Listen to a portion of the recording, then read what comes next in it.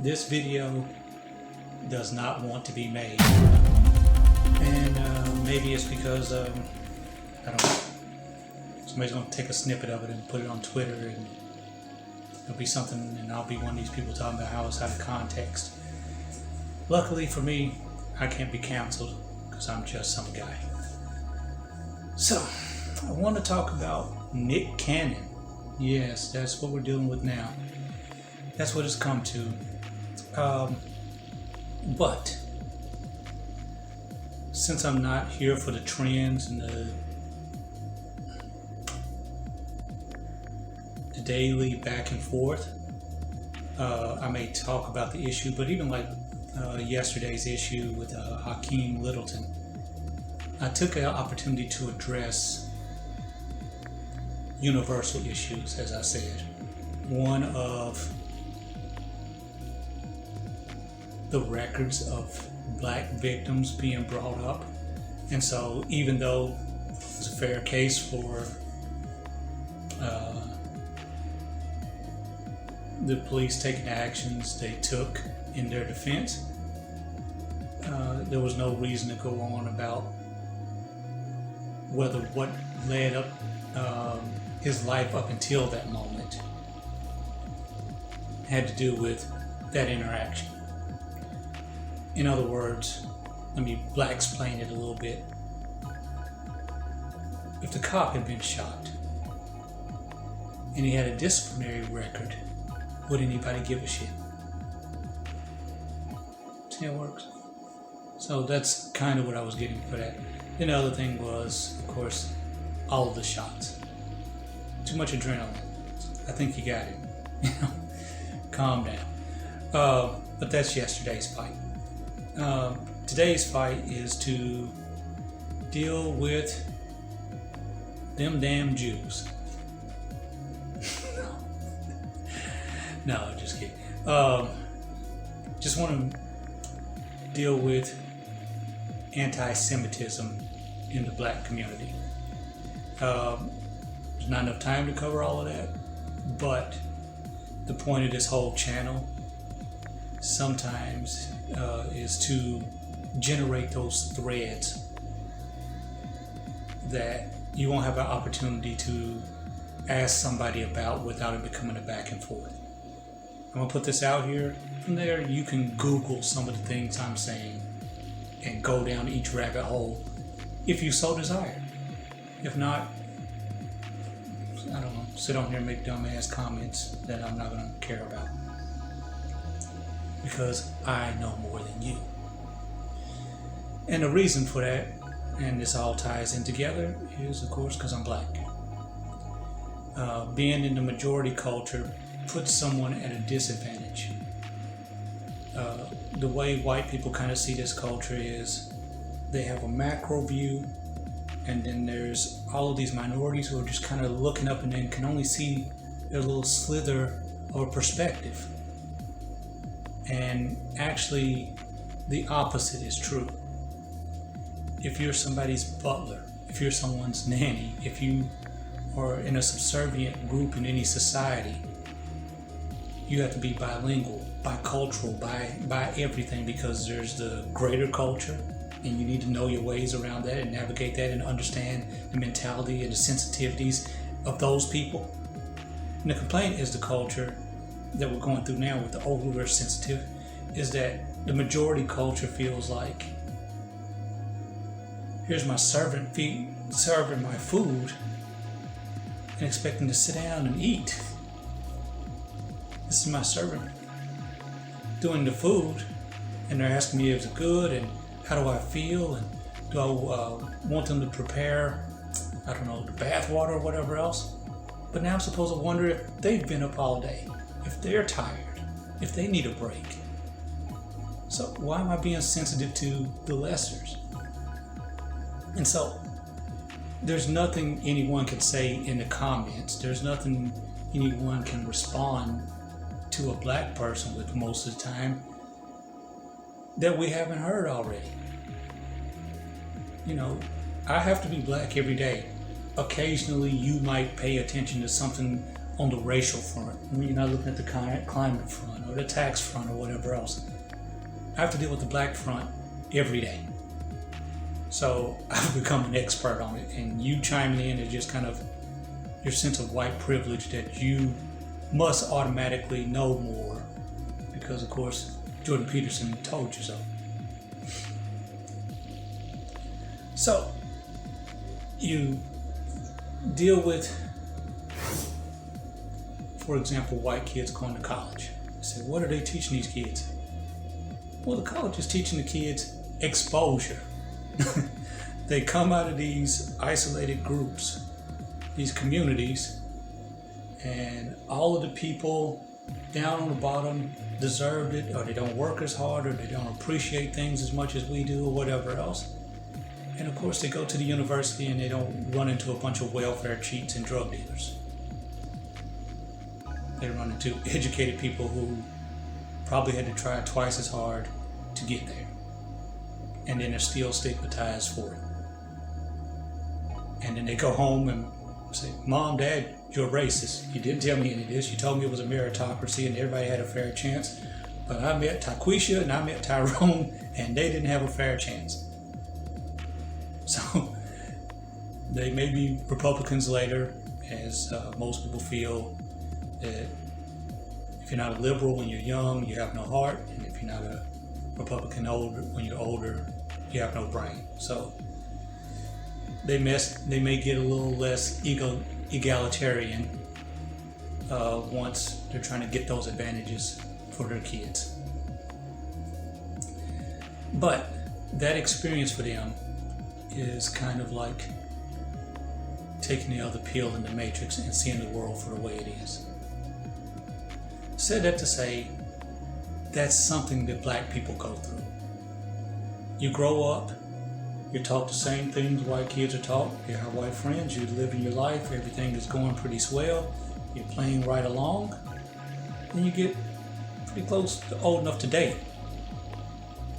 And it's death by 1,000 paper cuts. You kind of keep getting bumped a little to the left on this issue, and maybe this one doesn't want you around, and maybe you can't quite date this person, and you're all starting to drive, and the cops are starting to interact with you, and you're saying, hey, is this happening to you? Is this happening to you? No. Drugs and drinking are childhood mischief, and over here it's life imprisonment, and you start to see that this fork in the road is formed. And becoming black as a black person is almost like the stages of death. Why am I being treated this way? And then the people around you, depending on what resource you end up with, shapes your view. Maybe you get your knowledge from the Nation of Islam, maybe from your black church, maybe from your black grandmother, maybe from somebody that starts going, that's just the way it is, and you just have to deal with it. It's not fair, blah, blah, blah. And then maybe you get into what's going to be considered an Afrocentric view. As you realize all those roots you've been taught about have nothing to do with you. No founding fathers, no traveling from Europe and the huddled masses. None of that shit has anything to do with you per se, outside of people that got in line in front of your ancestors and have been able to benefit while your family hasn't. That's about the extent, but that's not your full story. And your story does start before slave ships. It starts with Shanghai and Mali and Egypt and Ethiopia, and the Ethiopians are the first home of Christianity, and the Ethiopians weren't conquered for imperialism and took over Nubia and the Egyptian Empire from time to time. Not just babies with bloated bellies and flies in their face. So yeah, you do get a little bit more like everybody else, and you're pretty content about being called black, African, whatever it is. Still getting the Nick Cannon, but to understand people's conclusions, you have to walk the road through their perspective. Most people have some degree of intelligence, and they come to their conclusions by some reasoning and rationale. It might not work for you. It might not be legitimate in some instances, but you have to travel that route to understand. So, many black people, and I've seen this for Nick Cannon, get stuck along the way. Most of us progress through it. Enough to have some self-esteem, some self-confidence, not to be limited by racism in the society. Fight it, sure, the way Jews fight anti-Semitism, the way white people fight taxation, but you can function and live your daily life. But some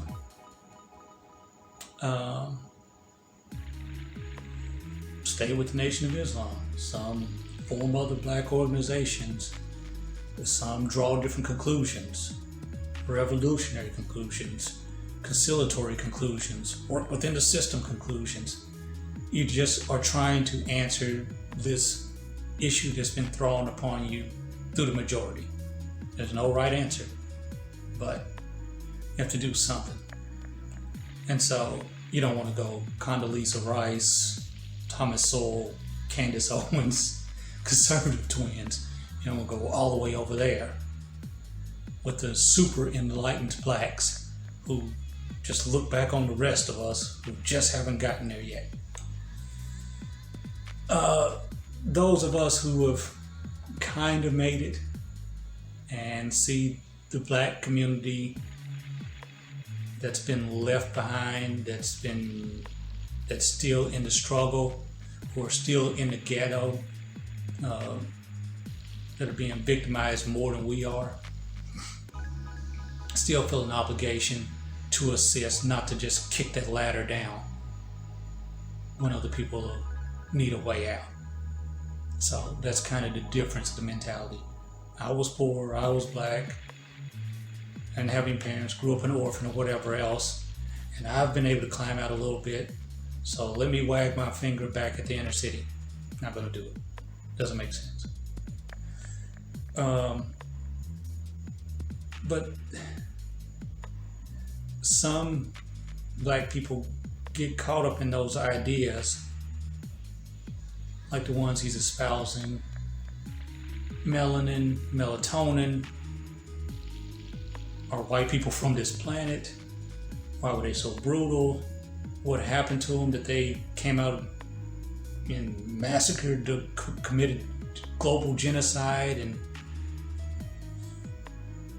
are so mean and selfish, from that view. And there's a broader view of one that I kind of said, which is, you're not special. They're just most recent. White people, as they will tell you in their defense, aren't doing much of anything different than other people have done. Am I trying to say have or haven't done? Other people have done the same things. Every other group is guilty of the things that white people have done.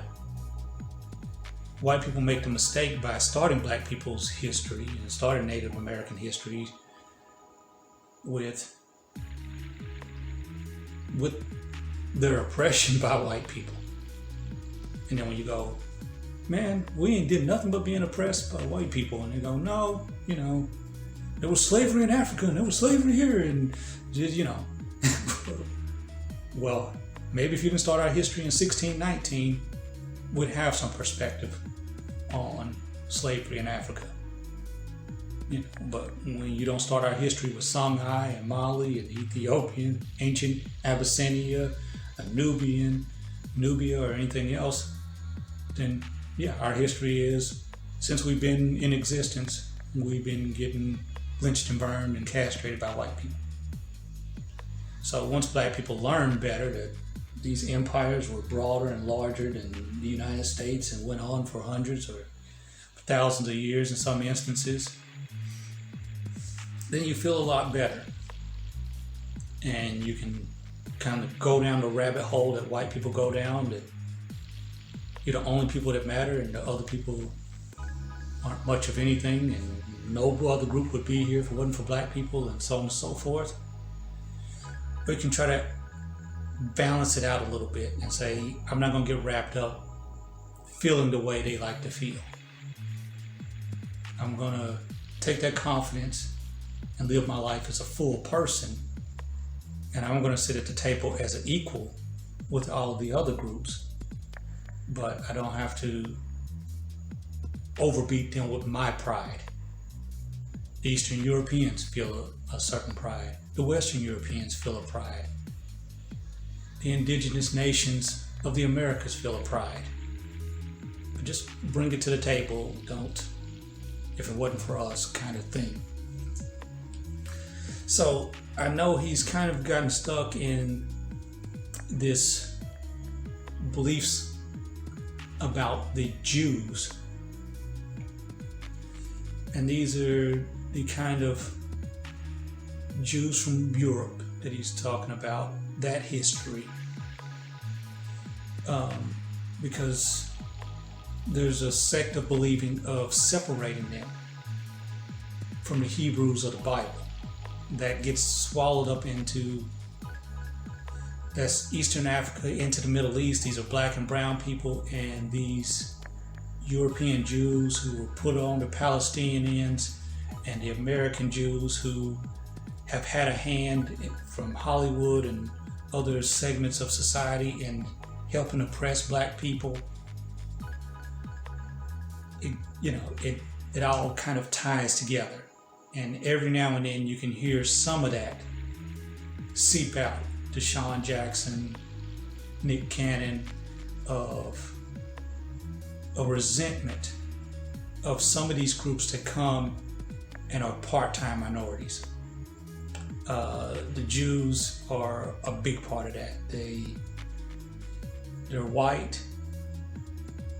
When it seems to help to some degree, and then you say something and all of a sudden they raise their hand and go, hey, I'm a minority too, and you go, you're very resentful of that, because the black character in these TV shows just don't get to do what the Jewish characters do, which is shoehorn something in there about a bar mitzvah or something, or go, I'm Jewish or whatever, but I'm white just like you most of the time.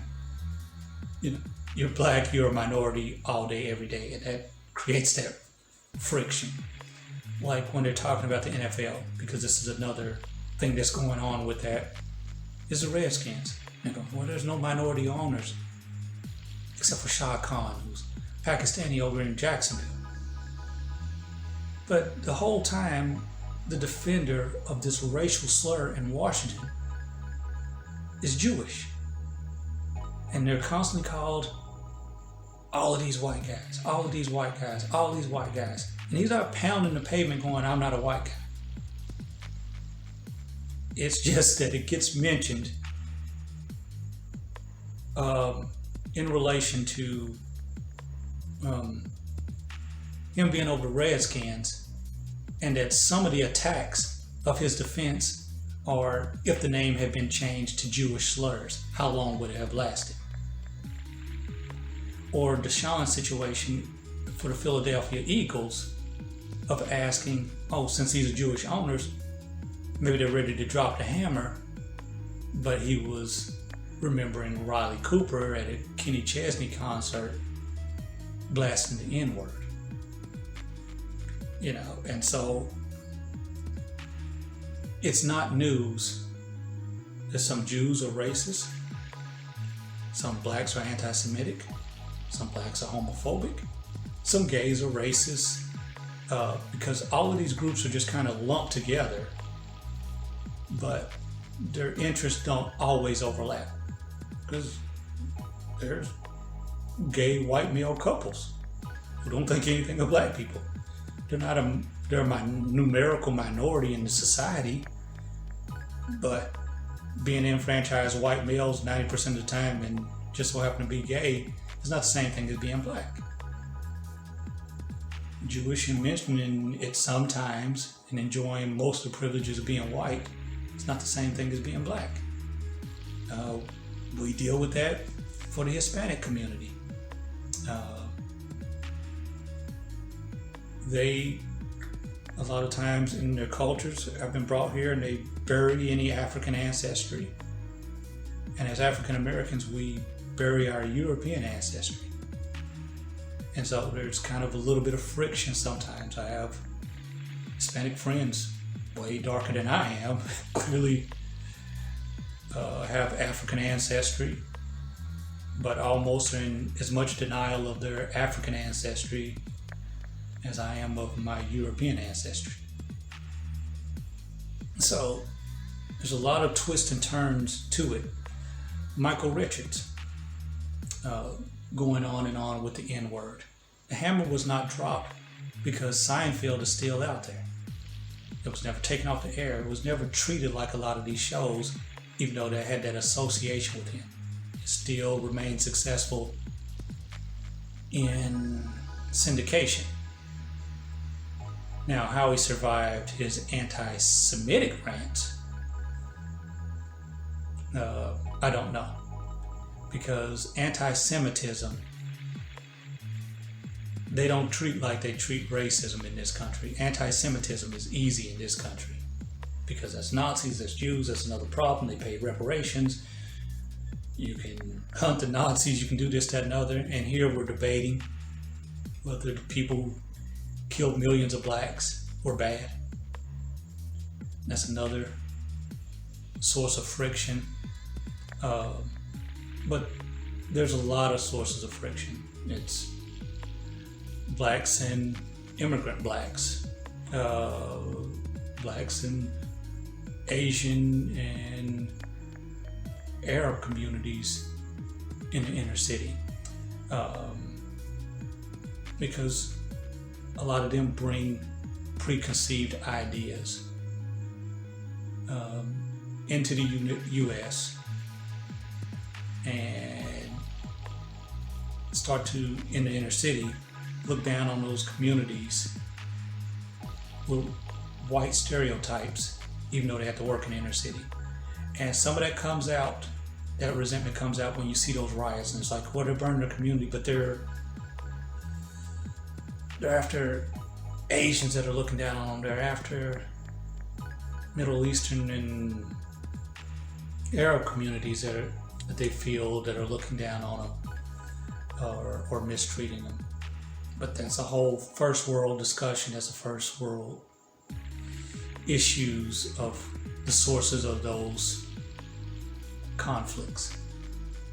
So this video, I'm sure, is long enough as it is. Probably won't put any clips with it because it's taken me 2 or 3 times to make it.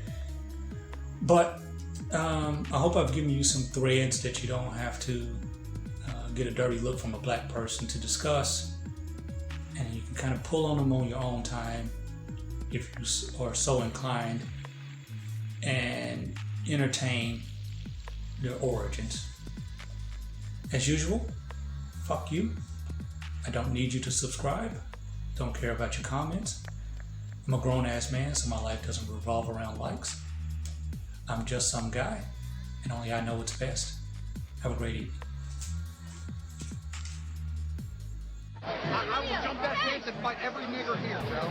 Oh, let's go to what it really is then. When we talk about the power of melanated people, when we talk about who we really are as guys, and understanding that our melanin is so powerful and it connects us in a way that the reason why they fear black, the reason why they fear is because the lack that they have of it. So then when you see what, Dr. Francis C. Welsing talked about, is that fear in that just genetic annihilation, deficiency of when you have a person that has the lack of pigment, the lack of melanin, that they know that they will be annihilated. So therefore, however they got the power, they have the lack of compassion. That melanin comes with compassion. Melanin comes with soul. That we call it soul. We soul brothers and sisters. That's the melanin that connects us. So the people that don't have it are a little, and I'm gonna say this carefully, are a little less, and where the term actually comes from, because I'm bringing it all the way back around to Minister Farrakhan, to where they may not have the compassion or the when they were sent to the mountains of Caucasus, when they didn't have the power of the sun, that the sun then started to deteriorate them. So then they're acting out of fear. They're acting out of low self-esteem. They're acting out of a deficiency. So therefore, the only way that they can act is evil. The only way they have to rob, steal, rape, kill, and fight or flight. in order to survive. Exactly. So then these people who didn't have what we had, and when I say we, I speak of the melanated people. Right. They had to be savages. They had to be barbaric. Because they're in these Nordic mountains. They're in these rough, torrential environments. So they're acting as animals. Right. So they're the ones that are actually closer to animals. They're the ones that are actually the true savages. And then they built up such this I don't want to say warrior, but they built up such this conquering barbaric mentality that they're coming out of Europe. They then said, in order for us to survive, we have to take what's not ours.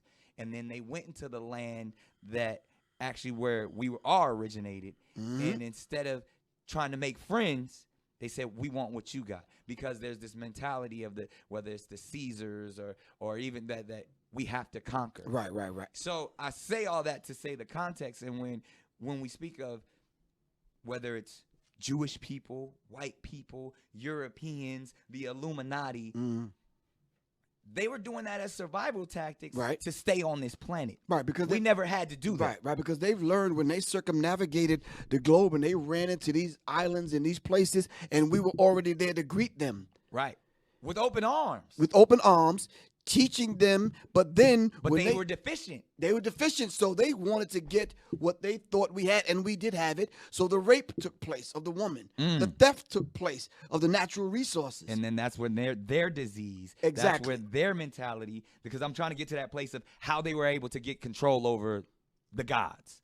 How were they able to get control over their original once they people? learned that, though, and now they raped and impregnated, left and came back, and they saw the child lighter, they said, wow, that's when they learned genetics. Genetic annihilation. So now you have to set up a system of white supremacy to control that. Right. So now we have 13 families here, Illuminati that's manipulating and controlling. Subgroups. Now we got to set up organizations. Coming out of Europe. You understand what I'm saying? And for that same system, now you're talking about survival, what you just laid out. Now it's fight or flight. Now we have to set up these systems in order to survive. Right. But listen, not just survive to get some damn some hamburger buns and some cheese. I'm talking about on a genetic level. On the genetic, because they will, and that's even from the white nationalists to the white supremacy mentalities to Donald Trump himself wanting to build walls. Right. They're trying to keep what they consider purity. Exactly, on a subconscious they're trying to level. stay alive. Because sometimes they don't know why they acting out. It's just been proven. Was National Geographic just put it out by 2050? Every person will be a person of color in a minute. They saying that's as soon as 2050.